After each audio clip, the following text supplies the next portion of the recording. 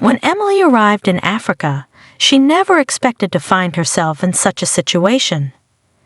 Emily and her friends were met by a guide from the airport. It took them several hours to get to the hotel. The jeep tossed and swayed from side to side on every bump. On the way, the guide talked about the area and repeated several times that it was better not to go into the jungle on your own. The tourist looked at the trees around and suddenly noticed a large dark spot. The shadow began to move towards Emily. It soon became clear that this was a huge gorilla. The animal was clearly unhappy with the violation of the boundaries of its territory. The monkey's face was distorted by a grimace of anger. Sharp fangs protruded from his mouth. Suddenly the animal shook its head and began to approach again. Emily jerked to the side, but pain shot through her leg. She remembered the main rule when meeting a bear: pretend to be dead. Emily lowered her hands and lay down on the ground. She hoped that the gorilla would quickly lose interest in her. Emily closed her eyes and tried to breathe as quietly as possible. Soon a sniffling sound was heard above Emily. The animal walked around Emily in a circle, sniffing carefully. The gorilla touched Emily's arms and legs. When it touched her injured ankle, Emily could not hold back a muffled groan of pain. The beast immediately withdrew its hand, and then abruptly threw Emily over its shoulder and dragged her somewhere. Everything inside Emily broke down. She decided with horror that she was being dragged into the lair to be eaten for lunch. At this moment, Emily regretted her lack of preparation. She had no idea what gorillas eat and didn't even do any research on the fauna before the trip. There was no question of resistance or escape. Therefore, Emily grabbed onto the thick fur on the animal's back so as not to fall to the ground. The gorilla dragged Emily into a small cave and threw her to the ground. The girl hit herself painfully, breaking the skin on her knees and palms. She immediately turned to face the animal and pressed her back into the stone. Emily tried to become small and inconspicuous, but she could not press her injured leg. However, the gorilla didn't care much about this.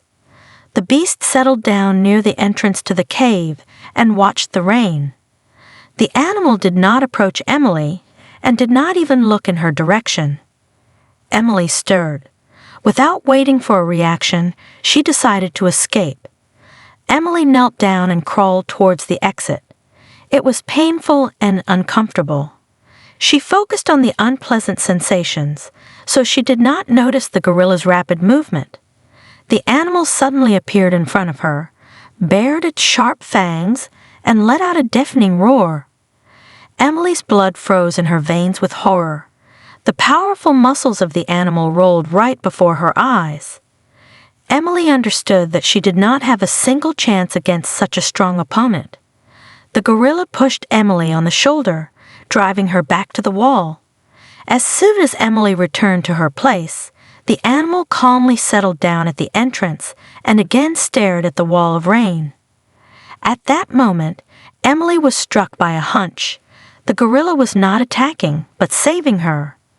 The beast took her to a safe, dry place and is now protecting her. Who knows what predators are roaming nearby?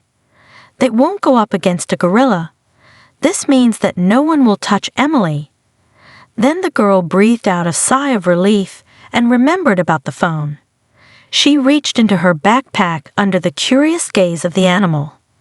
The phone, like the entire contents of the backpack, was wet, but Emily tried to dry it. The device flashed a signal. Emily breathed a sigh of relief, dialed the rescue service, and explained the situation she was in. She was asked to stay where she was, keep her phone on, and wait for rescuers. The gorilla watched the conversation with interest, but did not show aggression. Emily wanted to somehow thank the animal. She took out her food supply and handed it to the gorilla. It looked at the bread with disbelief. Emily broke off a piece, put it in her mouth, and chewed it thoroughly.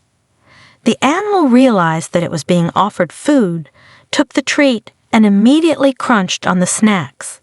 A few hours later, Emily was found by rescuers. By that time, the fear of the gorilla had completely disappeared. When the beast turned towards the girl, Emily just threw her backpack over her shoulders. The animal lifted Emily onto its shoulder and carried her out of the cave into the clearing.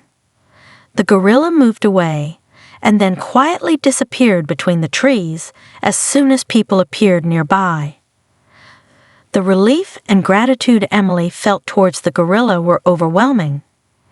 It was a powerful moment of connection between two beings in the heart of the African jungle.